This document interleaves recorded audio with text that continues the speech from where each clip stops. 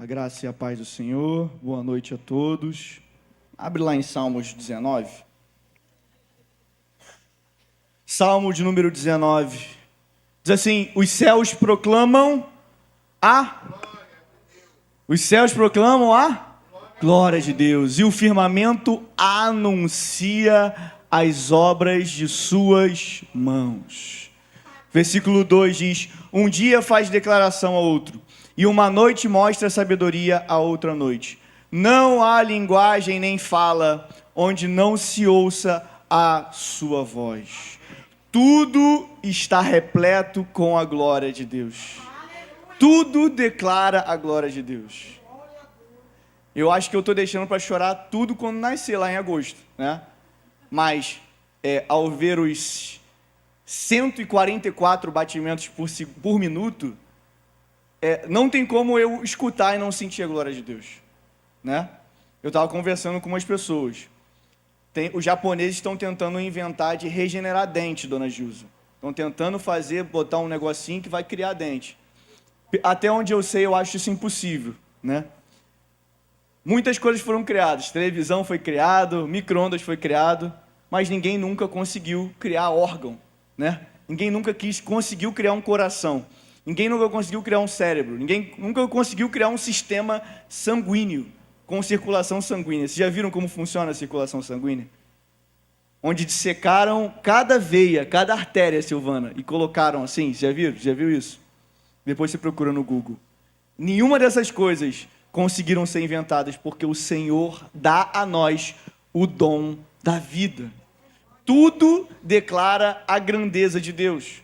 Tudo reflete o quanto que Deus é grande, né?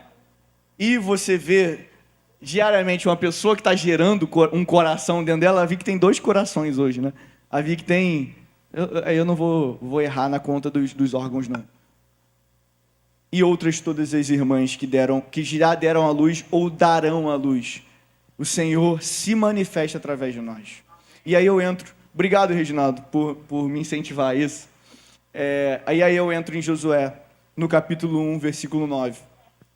Não tem como eu olhar para o mar e não ver a presença do Senhor. Não tem como eu olhar para uma árvore e não ver a presença do Senhor.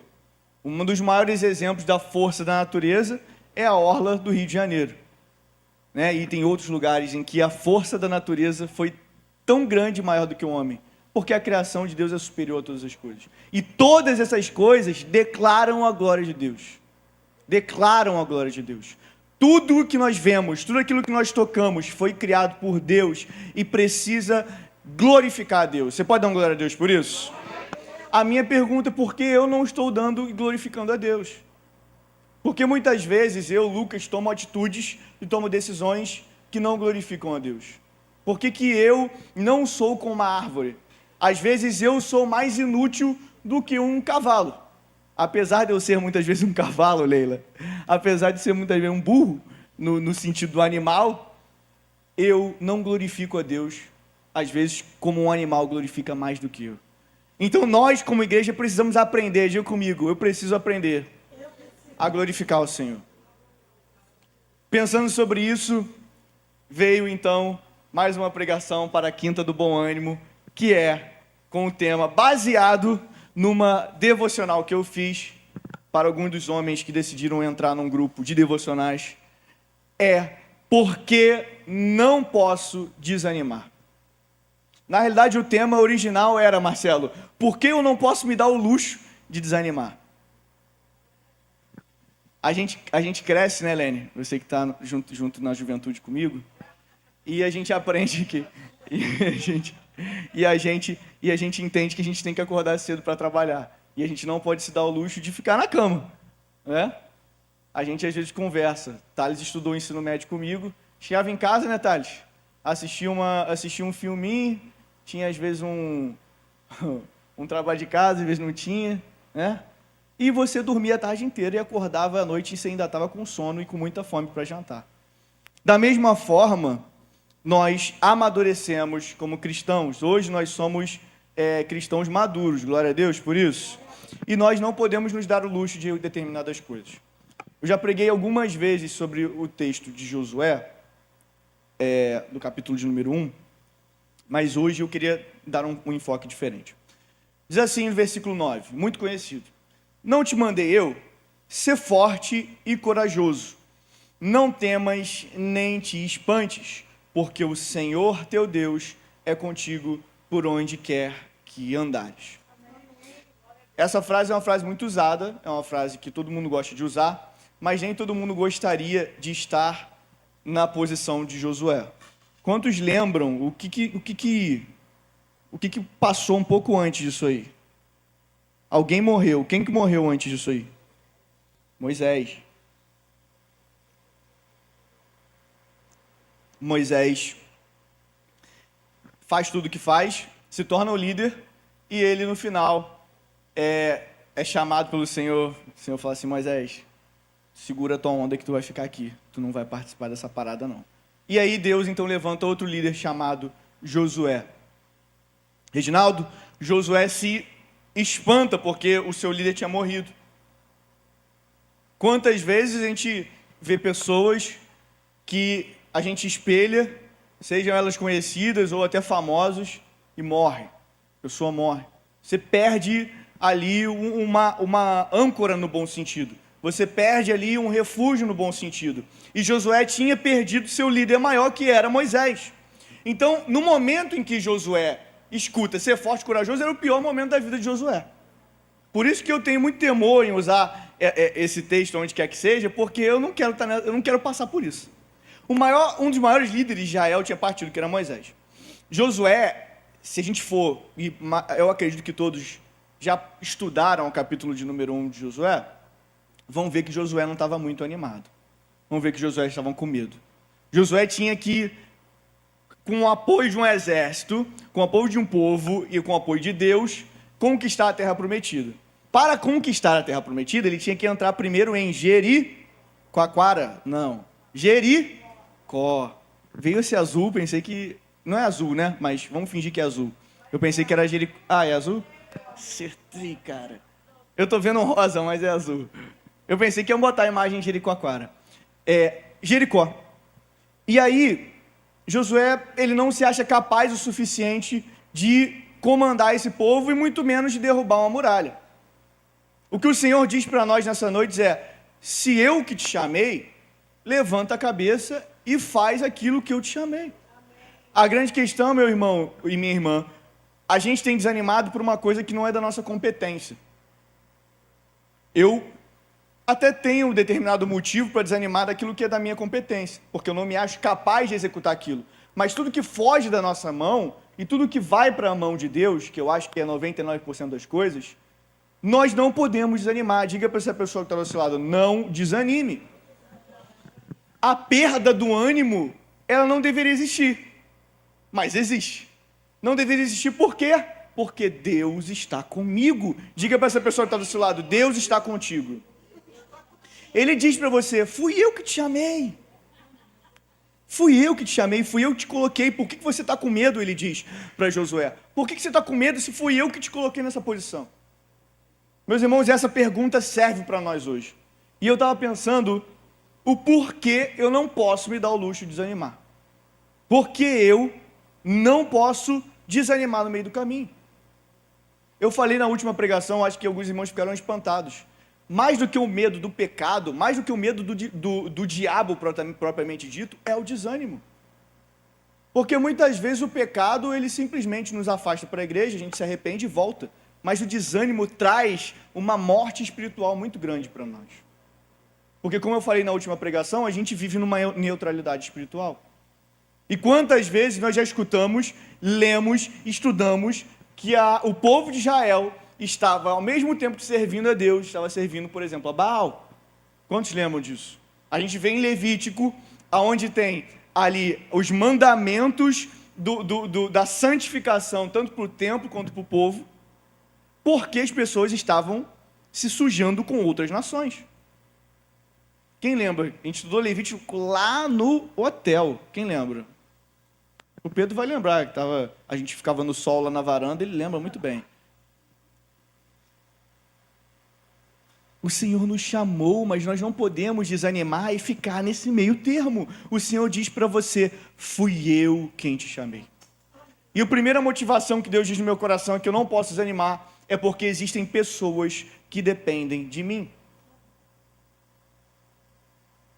Eu imagino Josué tendo uma conversa com Deus, e aí ele vira, sai da cabana, da tenda dele, o que quer que seja, e ele vê uma nação inteira nômade, esperando por ele tomar uma decisão. Muitas vezes você está numa viagem, você está que quer que seja, numa casa de verão, e às vezes todo mundo depende da sua decisão, o que vai almoçar, o que vai fazer, o que não vai fazer, e você já fica desesperado, quanto mais um cara que estava carregando uma nação inteira para conquistar uma outra terra. Josué tinha sob sua responsabilidade crianças, famílias, idosos, uma geração inteira esperando conquistar a promessa de Deus. Eu não posso me dar o luxo de desanimar porque existem pessoas que se espelham em mim e se espelham em você. Se existem pessoas que olham para mim e veem alguma virtude, veem a presença de Deus, quanto mais você, porque eu sou muito pior do que qualquer pessoa que está aqui. O desânimo de um líder, e você é um líder, pode atrasar o destino de muitas pessoas. Eu sei que a gente foge, a gente corre da responsabilidade, mas o apóstolo Paulo fala em Hebreus, no capítulo 2, versículo 1, 12, versículo 1, diz que corramos com a perseverança a carreira que nos está proposta. Deus nos chamou, Deus nos comissionou e nós temos um ministério a ser executado. Nós temos um chamado a ser executado. Da mesma forma que eu preciso ir ao consultório, fazer tudo que eu tenho que fazer. Ana viu a loucura que estava lá ontem no consultório. Porque existe um enxoval de bebê para ser comprado, ou uma conta de luz, ou o que quer que seja, da mesma forma que eu tenho uma responsabilidade como cidadão, como ser humano, IPVA, IPTU, o que quer que seja, nós temos uma responsabilidade para com Deus. Da mesma forma que eu carrego em mim uma responsabilidade espiritual para o meu próximo, eu também preciso pensar para aqueles que se espelham e se enxergam de mim, que eu nem mesmo sei. Às vezes você tem um sobrinho que se espelha em você. Às vezes você tem um primo distante que se espelha em você. Quanto mais o tempo passa da criação da rede social, mais a gente descobre que menos as pessoas vão interagir e mais as pessoas vão olhar aquilo que você posta. Eu tenho pessoas próximas que postam bastante e, consequentemente, eu apareço nessas postagens e vira e mexe, alguém encontra comigo e fala: você fez isso, isso, aquilo. Eu falei: eu não postei isso, alguém postou. E a pessoa sabe que eu fiz isso, isso, aquilo, porque alguém postou. Às vezes as pessoas se espelham em nós como padrão de família, como padrão de comportamento, como padrão de atitude, e nós não sabemos. Se nós desanimarmos, nós seremos falso testemunho e daremos mau testemunho. Nós não podemos nos dar o luxo de desanimar. Você pode dar um amém bem forte com relação a isso? Existem pessoas olhando para a nossa vida e vendo Deus através de nós. Nós temos que ser pais e mães que influenciam nossos filhos. Nós precisamos ser líderes que influenciam os nossos discípulos. Nós precisamos ser crentes que influenciem os novos convertidos. Paulo vai dizer em Coríntios: sede meus imitadores como eu sou de Cristo. Ele é o caminho, Ele é a verdade, Ele é a vida. Você pode errar. Apesar de nós não podemos nos dar o luxo também de errar, mas você também pode errar. Mas é um acidente. O desânimo não pode ser uma escolha. O grande problema, meu irmão, é que a gente fica com medo de errar e toma uma decisão de desanimar. Eu não vou liderar porque pode acontecer isso, isso, aquilo. Eu não quero, nesse negócio de ser exemplo, eu não quero não, pastor, porque aí vai que a pessoa vê que eu tiro meleca na hora do culto. Não! Vai, faz, é melhor do que você escolher desanimar. Pastora deu um exemplo aqui. Irmãos, não tem outro caminho. Se ninguém está doente, se ninguém sinaliza que está doente, com o que quer que seja, para levar ceia, para visitar, as pessoas decidem não vir ao culto, certo? Eu não estou dizendo um dia ou outro dia, eu estou dizendo num hiato de um ano. Se em um ano nós escolhemos, eu escolho não vir ao culto, eu estou escolhendo desanimar. O Senhor nos chamou para sermos fortes, então seja forte e não desanime em nome de Jesus. Você pode até pensar que o desânimo pode te parar, mas o desânimo não vai te parar. Alguém sempre paga o preço quando algum homem desiste. Eu fico imaginando se Josué desistisse. Deus levantaria outro, Deus levantaria Caleb, o que quer que seja. Porém, nós não podemos nos dar o luxo de desanimar. E eu pensei, a segunda coisa que eu pensei de ser um motivo para eu não desanimar é que foi Deus quem me chamou. A gente fica muito preocupado em honrar a Deus.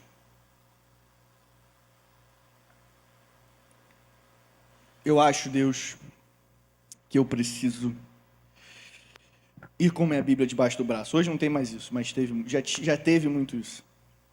Eu preciso honrar ao Senhor tendo a minha família, a minha esposa, o meu esposo troféu lá. Eu preciso honrar o Senhor votando em que eu acho que eu tenho que votar ao Senhor. Mas nós não pensamos que é honrar ao Senhor viver animado na sua presença. Tudo aquilo que eu decido, Reginaldo, estar em ânimo com o Senhor, é também honrar o Senhor. Quando eu desanimo, o Senhor me mostrou isso, quando eu desanimo, eu estou desonrando o nome do Senhor. Porque foi Ele quem me chamou. Não sei quantos já viveram essa história, ou conhecem alguém que viveu uma história de indicação. Você tem lá o seu dentista, Leila. Você indica uma pessoa, o seu dente está perfeito, mas com aquela pessoa o dente fica horrível. O que a pessoa vai achar? Não, tu só me indicou furada. Porque tu me indicou o que está errado. Quem fica mal nessa história? Você. Quem deveria ficar mal nessa história? O dentista. Foi o Senhor quem nos indicou. Foi Ele quem nos indicou. Quem nos colocou nessa situação, Silvana, foi o Senhor. Não fui eu que te indiquei. Não foi a Lene que indicou. Não foram os olhos e nem as mãos erradas que te indicaram. Mas foi o próprio Senhor. Não tem como dar errado. Não tem como dar errado. Nós somos mais do que vencedores em Cristo. Eu não sou um vencedor em Cristo, eu sou mais do que um vencedor em Cristo. E mesmo que nada dê certo, eu ainda sou mais do que vencedor em Cristo Jesus. Se não tem emprego, se tem emprego, o Senhor vai continuar sendo o Senhor na sua vida. Ele vai prover, Ele vai mandar corvos para poder te alimentar. O Senhor vai te chamar dentro da caverna, como fez com Elias. Sai para fora, cara. Fui eu que te chamei, vai ungir outros.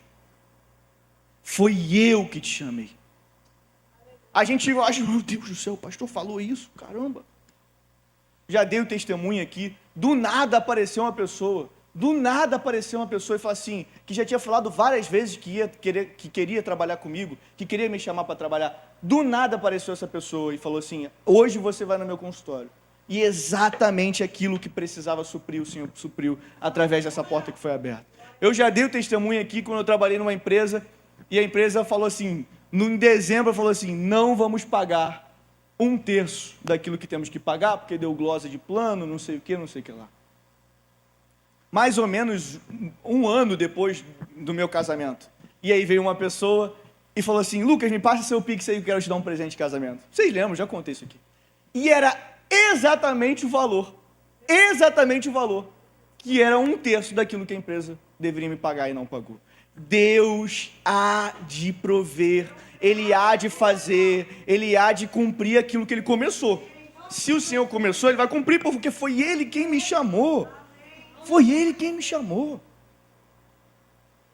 Eu amo esse texto, onde Paulo fala, aquele que começou a boa obra, ou seja, é uma construção. O pastor Pérez fala, nós estamos em construção, Ele vos há de completar até o dia de Cristo Jesus, Filipenses 1:6.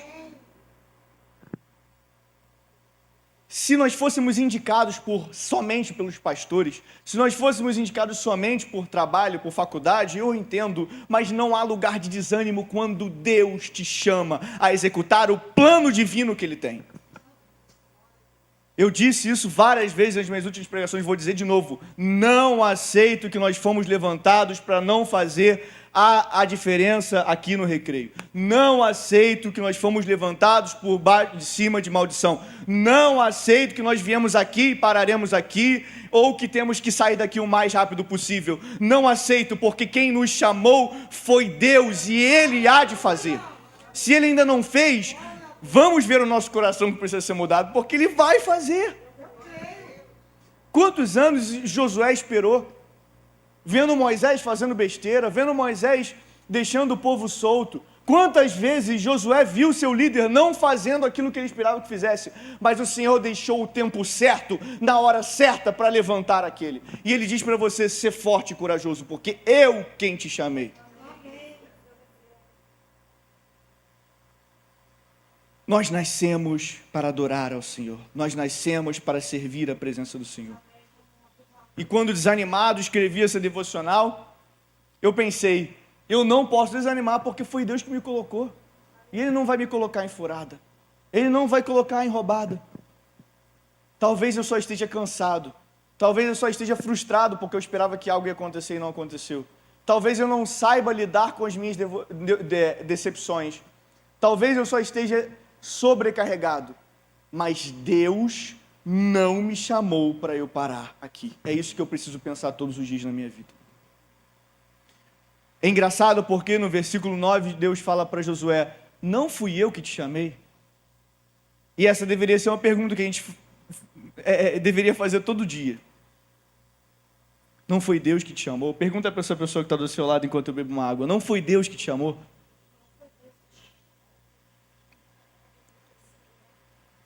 Tem bom ânimo. A terceira razão que eu senti no meu coração é que eu não posso desanimar porque Deus está comigo. Aí eu falei assim, Deus, mas é exatamente o ponto anterior. É exatamente o segundo motivo. Ele falou assim, quantas vezes vocês foram chamados para fazer um monte de coisa? Eu não sei quantos sabem, mas eu me inscrevi na faculdade para fazer psicologia. Quem sabe disso? Acho que você nem lembra, mãe. A senhora lembra disso? E Pedro? Sei quantos sabem desse testemunho. A minha matrícula, quando eu ia escrever presença na faculdade de odontologia, a minha matrícula era totalmente diferente de todo mundo. Porque a minha matrícula era de psicologia. Aos olhos humanos, eu posso até ter sido chamado para psicologia. Mas, de alguma forma, no meio do caminho, Deus fez alguma coisa que hoje nós estamos aqui. Muitas vezes nós somos chamados para fazer muita coisa e no meio do caminho nós desviamos. No meio do caminho nós desistimos. O pastor um dia desses mandou lá no grupo a formatura de um dos cursos que a gente fez na Igreja Metodista da Freguesia. Quantas daquelas pessoas foram chamadas e desviaram no caminho? E aí Deus fala no meu coração, você pode até ser chamado, mas você não pode desanimar, porque eu continuo contigo. Muitas vezes a gente gosta de uma coisa, a gente se adapta a essa coisa, mas no meio do caminho a gente desiste dessa coisa, porque ela passa a não ser mais funcional. O celular, um fone de ouvido, uma geladeira, qualquer coisa. O que tinha valor há 5 anos atrás não tem valor hoje, não é o mesmo valor, não é o mesmo valor. E se lança uma coisa nova, aí que perde valor. As coisas vão perdendo valor, mas a presença do Senhor nunca perde o seu valor. Então Ele te chamou e Ele está contigo.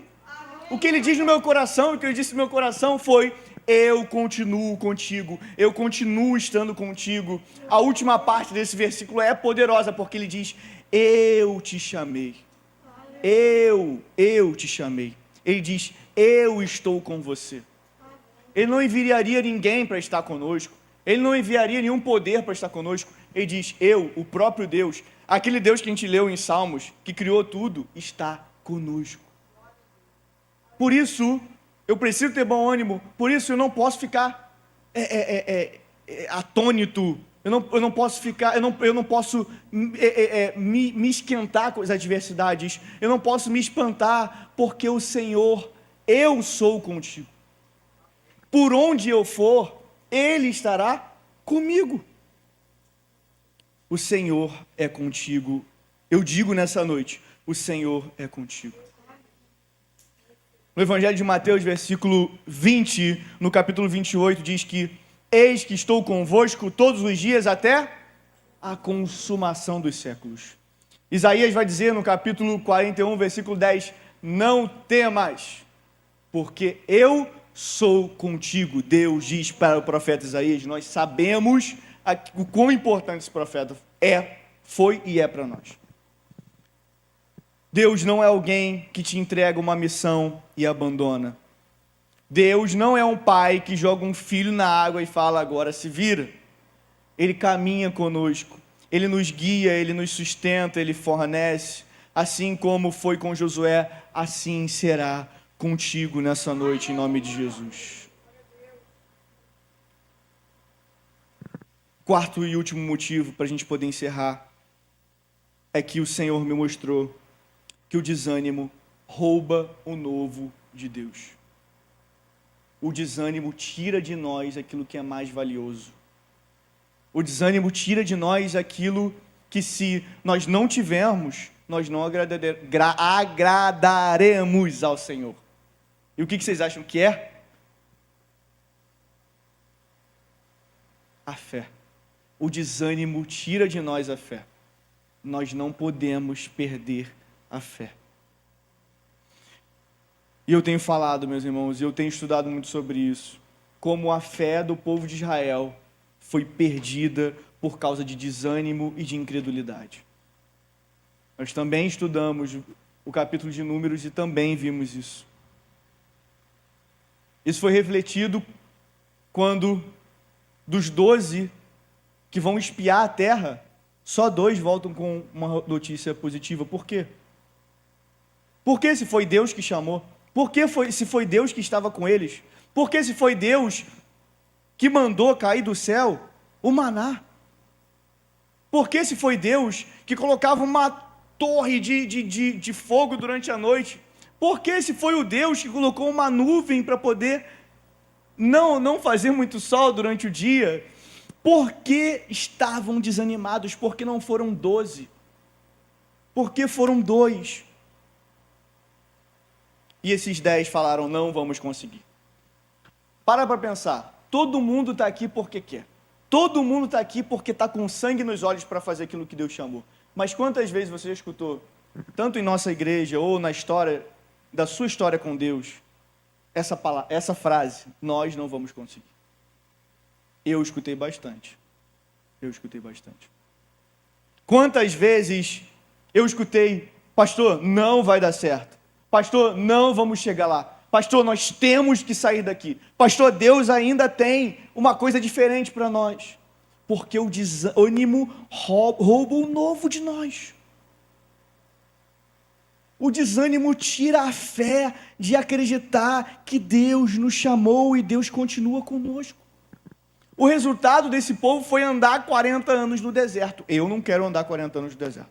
Alguém quer? Eu preciso viver o novo de Deus. Eu preciso ter bom ânimo. O desânimo sempre tenta parar o avanço do povo de Deus. Meus irmãos, falando nesse cara, eu queria e eu quero continuar sendo igual Josué, assim como Caleb.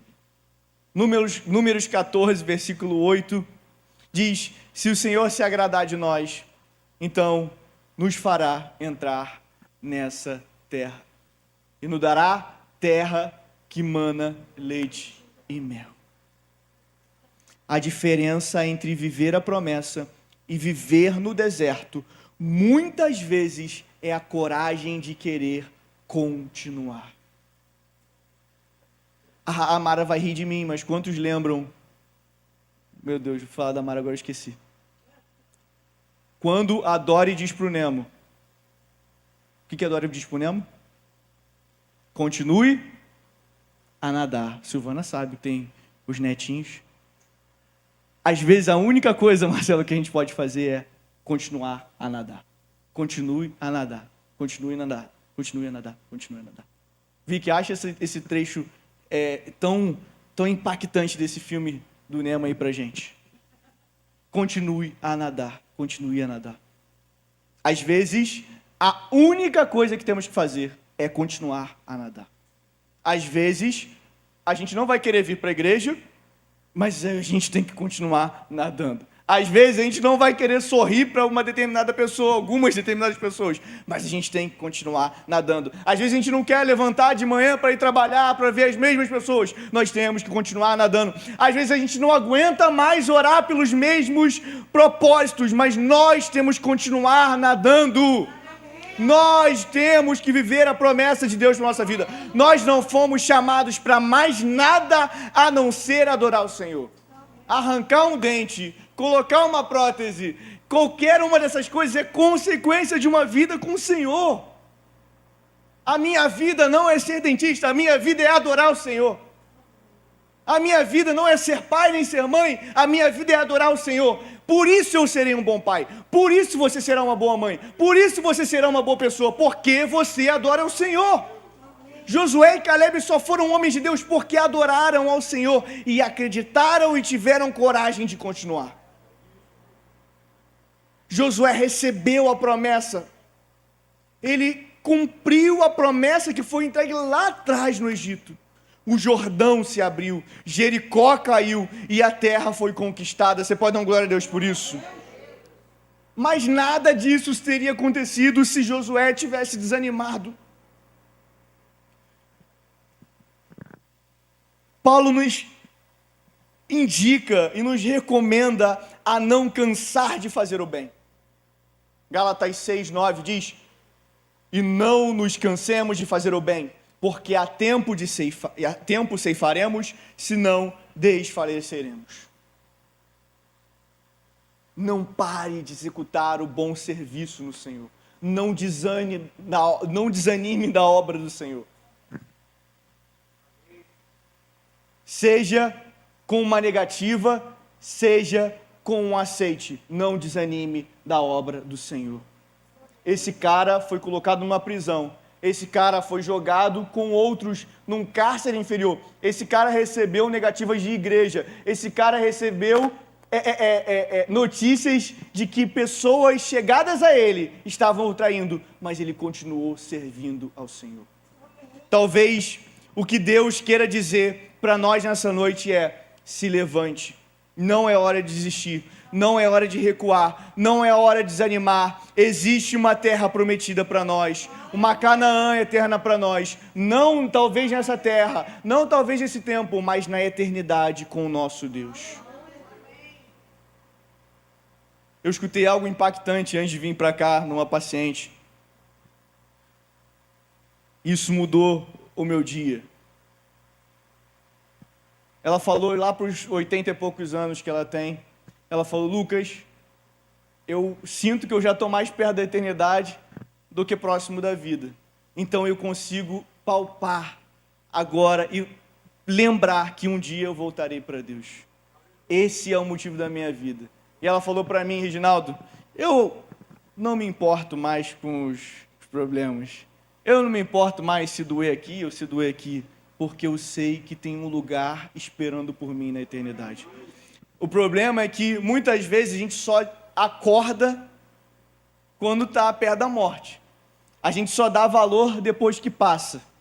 Deus tem algo especial para nós no hoje. A diferença daqueles que fazem para aqueles que não fazem é uma decisão.